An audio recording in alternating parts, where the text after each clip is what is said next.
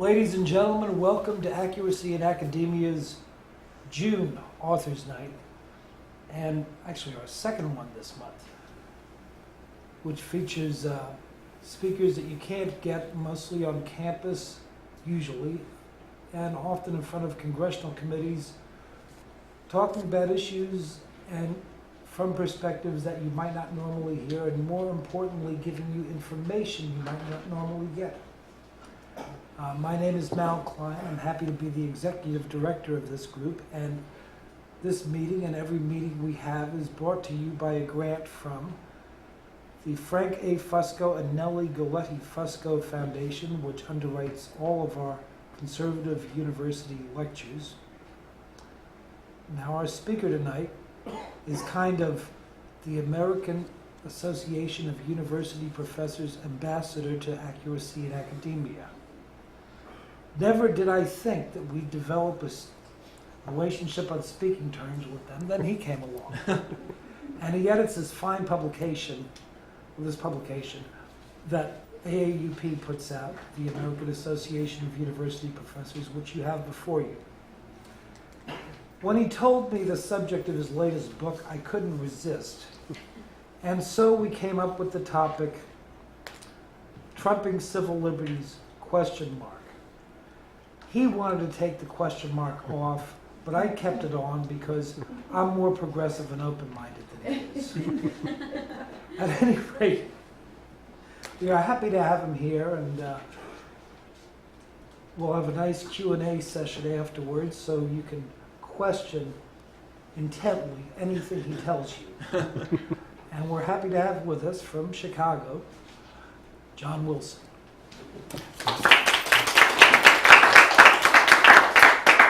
Thank you, Mal. I really appreciate you having me here because I come at this from a progressive perspective. And so I'm glad, and I hope there are lots of people here who will disagree with me about what I have to say. My book, Trump Unveiled, is not yet finished. I'm still writing it, but it is coming out this fall from Or Books. And I wanted to talk to you today, although there's a lot of things in critiquing Donald Trump that I could talk about. I wanted to talk about civil liberties and focus on his views about civil liberties. And Trump wrote in the opening of a chapter in one of his books, quote, "Your civil liberties mean nothing if you're dead." And that sort of embodies a lot of the spirit, I think, of Trump's approach to civil liberties, that civil liberties is always something secondary to his other priorities. And what I want to talk about is some of his policy positions, some of his history, and perspectives on libel and all of those kinds of things. Now, Trump's son, Eric Trump, also talked about his father and defended his views on civil liberties. I love this quote from Eric Trump, quote, "There is no one who cares about our civil liberties more than he does. This is a guy who jumps up and down every time somebody says holiday tree. No, it's not a holiday tree, guys, it's a Christmas tree." And apart from, I don't want to delve into the entire holiday tree versus Christmas tree debate, except that trying to stop people from talking about holiday trees does not prove you are more concerned about civil liberties than anyone else. And I think it indicates that Trump has a very limited understanding of civil liberties. And Jim Garrity of the National Review has called Trump, quote, "the first anti-constitutional GOP presidential frontrunner," end quote. And that's a view I think that Trump has had for quite a long time. In 1990, he gave an interview where he talked about the Tiananmen Square massacre, and he praised in some ways the Chinese government for putting down that because it showed you the power of strength. And then during a Republican debate, when his old words were brought up to him, he again talked about how the Chinese government was strong and powerful and kept down the riot. And I think there really is a fear that a protest movement, that Trump views a protest movement as something that should be suppressed by the government.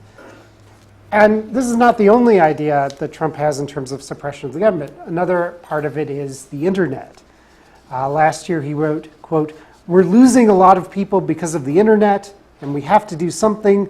We have to go see Bill Gates and a lot of different people that really understand what's happening. We have to talk to them maybe in certain areas, closing that internet up in some way. Somebody will say, oh, freedom of speech, freedom of speech. These are foolish people. We have a lot of foolish people. And to me, again, of course, this is sort of what the Chinese government does and authoritarian regimes do. And it's an extraordinary kind of threat to the First Amendment, to have the government saying that we're going to shut down part of the internet, as well as being highly ineffective. You're not going to eliminate terrorism by getting rid of freedom on the internet. Now, another thing I want to talk about is some of the kind of authoritarian approaches that I think Trump has. One of them, he actually made a statement that he would, one of the first things he would do in office is he would sign an executive order stating that anybody killing a police officer would get the death penalty, which is, apparently Trump is unaware that you can't impose the death penalty by executive order, or that the issue of what penalties are issued for the killing of a police officer are state issues. So there are these kind of disturbing aspects that Trump has, as well as in terms of not just civil liberties, but human rights, and advocating for waterboarding and going beyond waterboarding, and even at one point calling for the execution of the families of terrorists. Something that he's sort of backed down on, but has in many ways asserted. And of course, Trump is also famously called for a total and complete shutdown of Muslims entering the United States until we figure out what the hell is going on. And I have some skepticism that Donald Trump will ever figure out what the hell is going on. And I worry about that kind of limitation on religious freedom that comes from targeting a particular member of a particular religious group for exclusion from the United States. And Trump actually defended that by comparing it to the internment of Japanese Americans during World War II. And he said, quote, "What I'm doing is no different than FDR." And I think he's right about that, but I don't think that's the right position. Now, another point on religious freedom, which Trump often presents himself as a conservative for advocating, he's actually had very interesting responses to some of the religious people who have criticized him.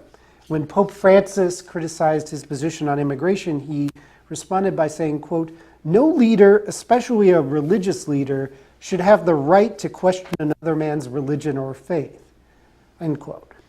And that bothers me that he uses a word like right. That, of course, pretty much it's the job of religious leaders to question the religious faith of other people and to talk about what religious faith really means. And he used similar language when Ted Cruz's father, Rafael, made various statements imploring people to vote according to the word of God, which meant vote for his son. And Trump responded, quote, "I think it's a disgrace that he is allowed to do it. I think it's a disgrace that he is allowed to say it." And then, of course, Trump went on to then claim that Rafael Cruz was involved in the assassination of JFK, using as a source a photo in the National Enquirer. And this is actually very common for Trump. I won't go into all the details of how Trump is a conspiracy theorist, but I think it's pretty well established from Obama's birth certificate and onward that Donald Trump is a conspiracy theorist, that he really sees things in terms of conspiracies. And that to me is a particularly alarming possibility to have for a president of the United States, because it's something we've never really experienced before. Not even Richard Nixon, who was a bit paranoid, really was not a conspiracy theorist in the way that Donald Trump is. And the danger of having conspiracy theorists, it's very important in a free society to allow people to be conspiracy theorists. But it's also normally something that's deeply marginalized. The people who are conspiracy theorists don't have power. They're not the ones who control things. They're not the ones in charge of making decisions. And we've never really experienced what happens if you give the leader of the free world all of this power, and he's a conspiracy theorist who thinks people are out to get him, that there are all of these conspiracies going on. So to me, that conspiracy theory approach is an alarming thing.